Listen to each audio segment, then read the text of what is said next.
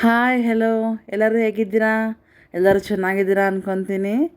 J D R Jyothi ಲಾಕ್ಸ್ಗೆ ಎಲ್ಲರಿಗೂ ಸ್ವಾಗತ.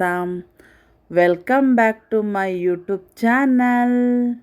ಬನ್ನಿ ಇವತ್ತು ದಾಲ್ ಕಿಚಡಿ ಮಾಡೋದು ಹೇಗೆ ಅಂತ ನೋಡೋಣ. ರೆಸ್ಟೋರೆಂಟ್ ಸ್ಟೈಲೆಲ್ಲ ಯಾವ ಥರ ಮಾಡ್ತಾರೆ ಅದೇ ರೀತಿ ಮಾಡೋಣ. ಯಾವ ರೀತಿ ಮಾಡೋದು, ಯಾವ ಥರ ವಿಧಾನದಲ್ಲಿ ಮಾಡೋದು ಅಂತ ನೋಡೋಣ. ವಿಡಿಯೋನ ಸ್ಕಿಪ್ ಮಾಡಬೇಡಿ, ಸ್ಕಿಪ್ ಮಾಡಿದೆ ನೋಡಿ. ಚಾನಲ್ನ ಸಬ್ಸ್ಕ್ರೈಬ್ ಮಾಡ್ಕೊಂಡು ನೋಡಿ.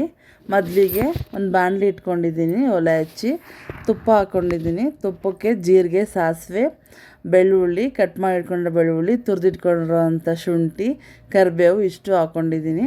ಇಷ್ಟು ಹಾಕ್ಕೊಂಡು ಫ್ರೈ ಮಾಡ್ಕೊತಾ ಇದ್ದೀನಿ. ಈಗ ಫ್ರೈ ಆಗ್ತಿದ್ದಂಗೆ ಒಂದು 4 ಹಸಿಮೆಣ್ಸಿನ್ಕಾಯಿ, ಒಂದು ಬ್ಯಾಡಗೆ ಮೆಣಸಿನ್ಕಾಯಿ ಹಾಕ್ಕೊಂಡಿದ್ದೀನಿ. ರುಚಿಗೆ ಬ್ಯಾಡಗೆ ಮೆಣಸಿನ್ಕಾಯಿ ಹಾಕ್ಕೊಂಡಿದ್ದೀನಿ. ಈಗ ಇದನ್ನು ಫ್ರೈ ಮಾಡ್ಕೊತಾ ಇದ್ದೀನಿ.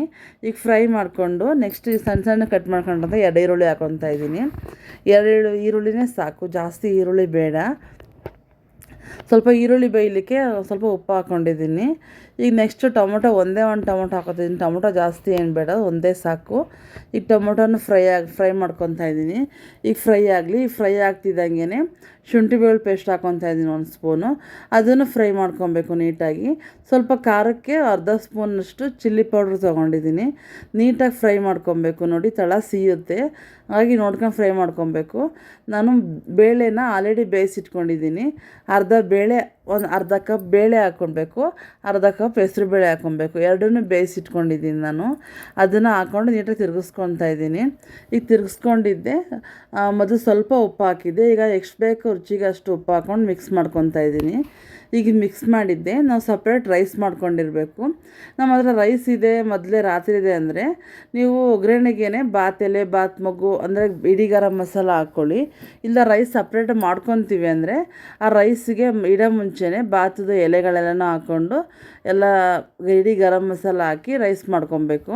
ಈಗ ರೈಸ್ ಇದೆಯಲ್ಲ, ಆ ರೈಸ್ನ ಈಗ ಅದಕ್ಕೆ ಹಾಕ್ಕೊಂಡು ಮಿಕ್ಸ್ ಮಾಡ್ಕೊಬೇಕು. ದಾಲ್ ರೆಡಿ ಆಗಿದೆಯಲ್ಲ, ಈಗ ನೀಟಾಗಿ ಮಿಕ್ಸ್ ಮಾಡಿಕೊಂಡು ಸ್ವಲ್ಪ ಗಟ್ಟಿಯಾಗಿದೆ, ಸ್ವಲ್ಪ ನೀರು ಹಾಕ್ಕೊಬೇಕು. ಸ್ವಲ್ಪ ನೀರು ಹಾಕಿ ರುಚಿಗೆ ಉಪ್ಪು ಎಷ್ಟು ಬೇಕು ಅಂತ ನೋಡಿ ಹಾಕ್ಕೊಬೇಕು. ಈಗ ಲಾಸ್ಟಿಗೆ ಸ್ವಲ್ಪ ಅರಿಶಿನ ಪೌಡ್ರ್ ಹಾಕ್ಕೊತಾ ಇದ್ದೀನಿ. ಸ್ವಲ್ಪ ಮೇಲೆ ಕಸ್ತೂರಿ ಮೇಥಿ ಹಾಕ್ಕೊತಾ ಇದ್ದೀನಿ.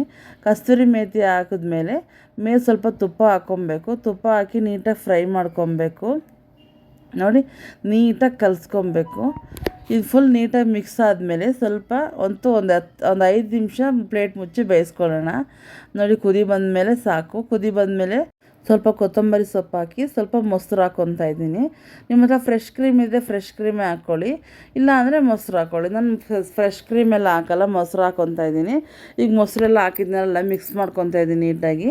ಈಗ ಫುಲ್ ಮಿಕ್ಸ್ ಆಗಿದ್ದೆ. ಈಗ ಪಕ್ಕಕ್ಕೆ ಎತ್ತಿಟ್ಕೊತಾ ಇದ್ದೀನಿ. ಆಗಿದೆ ಅದು ಇವಾಗ.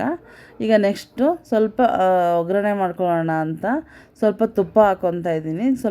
ಸ್ವಲ್ಪ ಕರಗಿದ ಮೇಲೆ ಒಂದು ಅರ್ಧ ಸ್ಪೂನ್ ಚಿಲ್ಲಿ ಪೌಡ್ರ್ ಹಾಕ್ಕೊತಾ ಇದ್ದೀನಿ. ಇಷ್ಟೇ, ಬೇರೆ ಏನೂ ಹಾಕ್ಬಾರ್ದು. ಇದು ಚೆನ್ನಾಗಿ ಕುದಿ ಬರಬೇಕು. ಜಾಸ್ತಿ ಉರಿ ಇರಬಾರ್ದು, ಸ್ವಲ್ಪನೇ ಇರಬೇಕು, ಸೀದೋಗ್ಬಿಡುತ್ತೆ.